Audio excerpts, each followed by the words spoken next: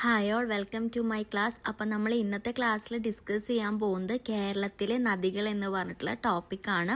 വീഡിയോയിലേക്ക് കടക്കുന്നതിന് മുന്നേ നമ്മുടെ ചാനൽ ആരെങ്കിലും ആദ്യമായിട്ട് കാണുന്നുണ്ടെങ്കിൽ ഒന്ന് സബ്സ്ക്രൈബ് ചെയ്ത് സപ്പോർട്ട് ചെയ്ത് തരണം കേട്ടോ.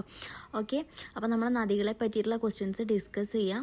അപ്പോൾ ആ നദികളെ പറ്റി പറയുകയാണെങ്കിൽ കേരളത്തിലെ നദികളുടെ എണ്ണം വരുന്നത് 44 അറിയാമല്ലേ. കേരളത്തിലെ നദികളുടെ എണ്ണം വരുന്നത് 44 കേട്ടോ, തെറ്റിക്കരുത്. കേരളത്തിലെ നദികളുടെ എണ്ണം വരുന്നത് 44 കേട്ടോ, നോട്ട് ചെയ്ത് വെക്കാം. ഓക്കെ, നമുക്കിനി ഇതിൽ തന്നെ കിഴക്കോട്ട് ഒഴുകുന്നതും പടിഞ്ഞാറോട്ട് ഒഴുകുന്നതും നോക്കാം. അപ്പോൾ പടിഞ്ഞാറോട്ട് ഒഴുകുന്ന നദികളുടെ എണ്ണം വരുന്നത് 41 കേട്ടോ. പടിഞ്ഞാറോട്ട് ഒഴുകുന്ന നദികളുടെ എണ്ണം വരുന്നത് 41. പടിഞ്ഞാറോട്ട് ഒഴുകുന്ന നദികളുടെ എണ്ണം വരുന്നത് 41 കേട്ടോ. പടിഞ്ഞാറോട്ട് ഒഴുകുന്ന നദികളുടെ എണ്ണം 41. അങ്ങനെയാണെങ്കിൽ കിഴക്കോട്ട് ഒഴുകുന്ന നദികളുടെ എണ്ണം എത്രയാണ്? 3 കേട്ടോ. കിഴക്കോട്ട് ഒഴുകുന്ന നദികളുടെ എണ്ണം വരുന്നത് 3. ഓർമ്മിച്ച് വെക്കുക. കിഴക്കോട്ട് ഒഴുകുന്ന നദികളുടെ എണ്ണം വരുന്നത് 3. നോട്ട് ചെയ്തെന്ന് വിചാരിക്കുന്നു കേട്ടോ. ഓക്കെ, ഈ ക്വസ്റ്റ്യൻ നോട്ട് ചെയ്ത് വെക്കാം. ഓക്കെ, അങ്ങനെയാണെന്നുണ്ടെങ്കിൽ കിഴക്കോട്ട് ഒഴുകുന്ന നദി ഏതൊക്കെയാണ്? കബനി, ഭവാനി, ഭമ്പാർ. ഓക്കെ, കേരളത്തിലെ കിഴക്കോട്ട് ഒഴുകുന്ന നദികൾ കബനി, ഭവാനി, ഭമ്പാർ. ഓക്കെ, അപ്പോൾ ഈ 3 നദികളും നോട്ട് ചെയ്ത് വെക്കുക കേട്ടോ. കിഴക്കോട്ട് ഒഴുകുന്ന ഏതൊക്കെയാണ് നദികളെന്ന് അറിഞ്ഞിരിക്കണം. ഓക്കെ, അങ്ങനെയാണെന്നുണ്ടെങ്കിൽ കേരളത്തിലെ ഏറ്റവും നീളം കൂടിയ നദി ഏതാണ്? കേരളത്തിലെ ഏറ്റവും നീളം കൂടിയ നദി വരുന്നത് പെരിയാറാണ് കേട്ടോ. കേരളത്തിലെ ഏറ്റവും നീളം കൂടിയ നദി വരുന്നത് പെരിയാറാണ്. നെക്സ്റ്റ് ക്വസ്റ്റ്യൻ ഏതാണെന്ന് നോക്കാം നമുക്ക്. നെക്സ്റ്റ് ക്വസ്റ്റ്യൻ വരുന്നത് കേരളത്തിൽ ഏറ്റവും നീളം കുറഞ്ഞ നദി മഞ്ചേശ്വരം പുഴ. കേരളത്തിലെ ഏറ്റവും നീളം കുറഞ്ഞ പുഴ നദി വരുന്നത് മഞ്ചേശ്വരം പുഴയാണ് കേട്ടോ. കേരളത്തിലെ ഏറ്റവും നീളം കുറഞ്ഞ നദി വരുന്നത് മഞ്ചേശ്വരം പുഴ. നോട്ട് ചെയ്ത് വെക്കുക, വലിയതും ചെറുതും കേട്ടോ, നീളം കുറഞ്ഞതും കൂടിയതും. കേരളത്തിലെ ഏറ്റവും വടക്കേ അറ്റത്തെ നദി ഏതാണെന്ന് ചോദിച്ചാലും അതിൻ്റെ ഉത്തരം എന്താണ്? മഞ്ചേശ്വരം പുഴയാണ് കേട്ടോ. കേരളത്തിലെ ഏറ്റവും വടക്കേ അറ്റത്തെ നദി ഏതാണെന്ന് ചോദിച്ചാലും അതും എന്താണ്? മഞ്ചേശ്വരം പുഴയാണ്. കേരളത്തിലെ ഏറ്റവും വടക്കേ അറ്റത്തെ നദി ചോദിച്ചു കഴിഞ്ഞാലും അത് ഏതാണ്? മഞ്ചേശ്വരം പുഴയാണ് കേട്ടോ. കേരളത്തിലെ ഏറ്റവും തെക്കേ അറ്റത്തുള്ള നദി ഏതാണെന്ന് ചോദിച്ചാൽ ഉത്തരം വരുന്നത് നെയ്യാറാണ്. കേരളത്തിലെ ഏറ്റവും തെക്കേ അറ്റത്തുള്ള നദി ഏതാണെന്ന് ചോദിച്ചാൽ അതിൻ്റെ ഉത്തരം വരുന്നത് നെയ്യാറാണ് കേട്ടോ. കേരളത്തിലെ ഏറ്റവും തെക്കേ അറ്റത്തുള്ള നദി ഏതാണെന്ന് ചോദിച്ചാൽ നെയ്യാറ്. ഉത്തരം നെയ്യാറ്. നോട്ട് ചെയ്ത് വയ്ക്കാം. കേരളത്തിൽ ഏറ്റവും കൂടുതൽ നദികൾ ഒഴുകുന്ന ജില്ല അത് കാസർഗോഡാണ്. കേരളത്തിൽ ഏറ്റവും കൂടുതൽ നദികൾ ഒഴുകുന്ന ജില്ല വരുന്നത് കാസർഗോഡാണ് കേട്ടോ. അപ്പോൾ കാസർഗോഡ് നോട്ട് ചെയ്ത് വെക്കുക. ഓക്കെ, ക്വസ്റ്റ്യൻ നോട്ട് ചെയ്ത് വയ്ക്കുന്നു. നെക്സ്റ്റ് ക്വസ്റ്റ്യനിലേക്ക് പോവാം. 1974 കേരള സർക്കാരിൻ്റെ വിജ്ഞാപന പ്രകാരം എത്ര കിലോമീറ്റർ അധികം നീളമുള്ള ജലപ്രവാഹങ്ങളെയാണ് നദികളായി കണക്കാക്കുന്നത്? 15 കിലോമീറ്ററിനധികം കേട്ടോ. 15 കിലോമീറ്ററിൽ അധികം. നോട്ട് ചെയ്ത് വയ്ക്കുക കേട്ടോ. ഓക്കെ, 100 കിലോമീറ്ററിലധികം നീളമുള്ള കേരളത്തിലെ നദികളുടെ എണ്ണം 11. 100 കിലോമീറ്ററിലധികം നീളമുള്ള കേരളത്തിലെ നദികളുടെ എണ്ണം വരുന്നത് 11. 100 കിലോമീറ്ററിലധികം നീളമുള്ള കേരളത്തിലെ നദികളുടെ എണ്ണം 11 കേട്ടോ. ഓക്കെ, നെക്സ്റ്റ് ദക്ഷിണ ഭാഗീരഥി എന്നറിയപ്പെടുന്ന നദി പമ്പയാണ് കേട്ടോ. പമ്പ കേട്ടോ. ഓക്കെ, ദക്ഷിണ ഭാഗീരഥി എന്നറിയപ്പെടുന്ന നദി പമ്പയാണ്. പമ്പ നോട്ട് ചെയ്തു എന്ന് വിചാരിക്കുന്നു. ഓക്കെ, നെക്സ്റ്റ് ക്വസ്റ്റ്യൻ ഏതാണെന്ന് നോക്കാം. കേരളത്തിലെ മഞ്ഞ നദി എന്നറിയപ്പെടുന്നത് കുറ്റിയാടിപ്പുഴ. കുറ്റിയാടിപ്പുഴയെ പറ്റിയുള്ള ക്വസ്റ്റ്യനാണ്. കേരളത്തിലെ മഞ്ഞ നദി ഇമ്പോർട്ടൻ്റ് ആണ്. കേരളത്തിലെ മഞ്ഞ നദി എന്നറിയപ്പെടുന്നത് ഏതാണ്?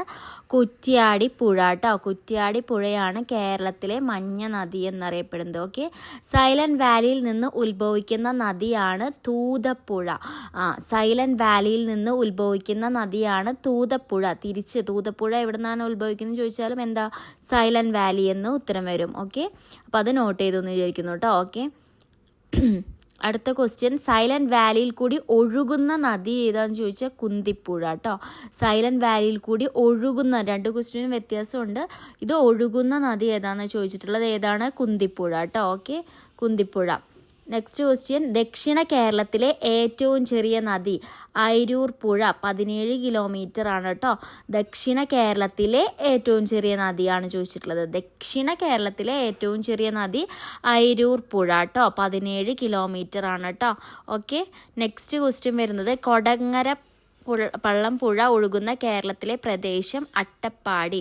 കൊടങ്ങരപ്പള്ളം പുഴ ഒഴുകുന്ന കേരളത്തിലെ പ്രദേശം അട്ടപ്പാടി കേട്ടോ, അട്ടപ്പാടി. അപ്പോൾ അത് നോട്ട് ചെയ്ത് വയ്ക്കുക. പ്രദേശം വരുന്നത് അട്ടപ്പാടിയാണ്. 1/4 നൂറ്റാണ്ട് മുൻപ് വറ്റി വരണ്ടു പോയ അട്ടപ്പാടിയിലെ ഏത് പുഴയാണ് ഒഴുക്ക് വീണ്ടെടുത്തുകൊണ്ടിരിക്കുന്നത്? അതും ഏതന്നെയാണ്?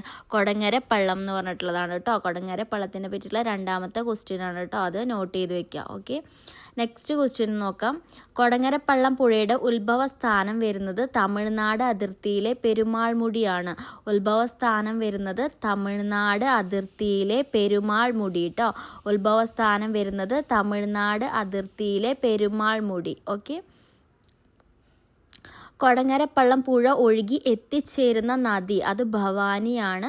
കൊടങ്ങരപ്പള്ളം പുഴ ഒഴുകി എത്തിച്ചേരുന്ന നദി വരുന്നത് ഭവാനിയാണ് കേട്ടോ. കൊടങ്ങരപ്പള്ളം പുഴ ഒഴുകി എത്തിച്ചേരുന്ന നദി വരുന്നത് ഭവാനിയാണ്. നോട്ട് ചെയ്തു എന്ന് വിചാരിക്കുന്നു. നെക്സ്റ്റ് ക്വസ്റ്റ്യൻ വരുന്നത് കേരളത്തിലൂടെ ഒഴുകുന്ന നദികൾ ഉത്ഭവിക്കുന്ന പർവ്വതനിര അത് പശ്ചിമഘട്ടമാണ് കേട്ടോ. കേരളത്തിലൂടെ ഒഴുകുന്ന നദികൾ ഉത്ഭവിക്കുന്ന പർവ്വതനിര വരുന്നത് എവിടെയാണ്? പശ്ചിമഘട്ടമാണ് കേട്ടോ. കേരളത്തിലൂടെ ഒഴുകുന്ന നദികൾ. ഓക്കെ, കാസർഗോഡ് ജില്ലയെ യു ആകൃതിയിൽ ചുറ്റി ഒഴുകുന്ന നദി ഏതാ? ചന്ദ്രഗിരി പുഴ കേട്ടോ. ചന്ദ്രഗിരി പുഴ യു ആകൃതിയിൽ ചുറ്റി ഒഴുകുന്ന നദി കേട്ടോ. ഓക്കെ, നെക്സ്റ്റ് ക്വസ്റ്റ്യൻ ഏതാണെന്ന് നോക്കാം. നെക്സ്റ്റ് ക്വസ്റ്റ്യൻ വരുന്നത് മൗര്യ സാമ്രാജ്യ സ്ഥാപകനായ ചന്ദ്രഗുപ്ത മൗര്യൻ്റെ പേരിൽ അറിയപ്പെടുന്ന കേരളത്തിലെ നദി ചന്ദ്രഗിരി പുഴ. പേരിൽ തന്നെ ഉണ്ട് കേട്ടോ, ചന്ദ്രഗിരി പുഴ. നോട്ട് ചെയ്ത് വയ്ക്കുക, ചന്ദ്രഗിരി പുഴ കേട്ടോ. Okay, next question. കോട്ടയം പട്ടണത്തിലൂടെ ഒഴുകുന്ന നദി മീനച്ചില്ലാറാണ് കോട്ടയം പട്ടണത്തിലൂടെ ഒഴുകുന്ന നദി വരുന്നത് കേട്ടോ. കോട്ടയം പട്ടണത്തിലൂടെ ഒഴുകുന്ന നദി വരുന്നത്. ഓക്കെ,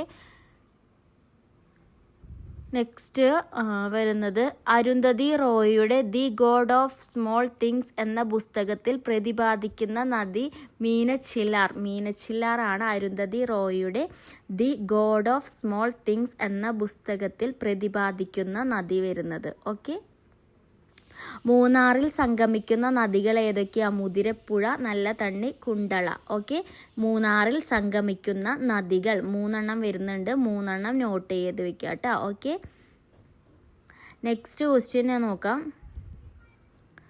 നെക്സ്റ്റ് ക്വസ്റ്റ്യൻ വരുന്നത് ധർമ്മടം ദ്വീപ് സ്ഥിതി ചെയ്യുന്ന നദി അഞ്ചരക്കണ്ടിപ്പുഴ.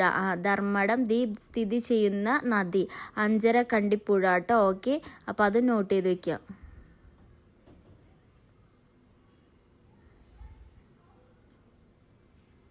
അറബിക്കടലിൽ പതിക്കുന്ന കേരളത്തിലെ ഏറ്റവും ചെറിയ നദി രാമപുരം പുഴ. അറബിക്കടലിൽ പതിക്കുന്ന കേരളത്തിലെ ഏറ്റവും ചെറിയ നദി രാമപുരം പുഴ. അറബിക്കടലിൽ പതിക്കുന്ന കേരളത്തിലെ ഏറ്റവും ചെറിയ നദി രാമപുരം പുഴ. ഓക്കെ, കല്ലായിപ്പുഴ ഒഴുകുന്ന ജില്ല കോഴിക്കോട് കേട്ടോ. കല്ലായിപ്പുഴ ഒഴുകുന്ന ജില്ല ഏതാണെന്ന് ചോദിക്കാം. ഉത്തരം വരുന്നത് കോഴിക്കോടാണ് കേട്ടോ. കോഴിക്കോടാണ് കല്ലായിപ്പുഴ ഒഴുകുന്ന ജില്ല വരുന്നത്. ഓക്കെ, നെക്സ്റ്റ് തുഷാരഗിരി വെള്ളച്ചാട്ടം സ്ഥിതി ചെയ്യുന്ന നദി ചാലിപ്പുഴ. തുഷാരഗിരി വെള്ളച്ചാട്ടം സ്ഥിതി ചെയ്യുന്ന നദി ഏതാന്ന് ചോദിച്ചാൽ ഉത്തരം വരുന്നത് ചാലിപ്പുഴയാണ് കേട്ടോ. ചാലിപ്പുഴ ഏതാണ് നദി വരുന്നത്? ചാലിപ്പുഴ. ഓക്കെ, അടുത്ത ക്വസ്റ്റ്യനിൽ നോക്കാം. പരവൂർ കായലിൽ പതിക്കുന്ന നദി ഇത്തിക്കര പുഴ. പരവൂർ കായലിൽ പതിക്കുന്ന നദി ഇത്തിക്കര പുഴ കേട്ടോ. ഇത്തിക്കര പുഴയാണ് പരവൂർ കായലിൽ പതിക്കുന്ന നദി വരുന്നത്. ഓക്കെ, നെക്സ്റ്റ് ക്വസ്റ്റ്യൻ വരുന്നത് കിളിയാറിൻ്റെ തീരത്ത് സ്ഥിതി ചെയ്യുന്ന പ്രസിദ്ധ തീർത്ഥാടന കേന്ദ്രം ആറ്റുകാൽ ക്ഷേത്രം. കിളിയാറിൻ്റെ തീരത്ത് സ്ഥിതി ചെയ്യുന്ന പ്രസിദ്ധ തീർത്ഥാടന കേന്ദ്രം ഏതാണ്? ആറ്റുകാൽ ക്ഷേത്രം കേട്ടോ. ആറ്റുകാൽ ക്ഷേത്രം. ഓക്കെ, നെക്സ്റ്റ് കർണാടകയിൽ ഉത്ഭവിച്ച് കേരളത്തിലേക്ക് ഒഴുകുന്ന പ്രമുഖ നദി വളപട്ടണം. ഓക്കെ, കർണാടകയിൽ ഉത്ഭവിച്ച് കേരളത്തിലേക്ക് ഒഴുകുന്ന പ്രമുഖ നദി നോട്ട് ചെയ്യുക കേട്ടോ.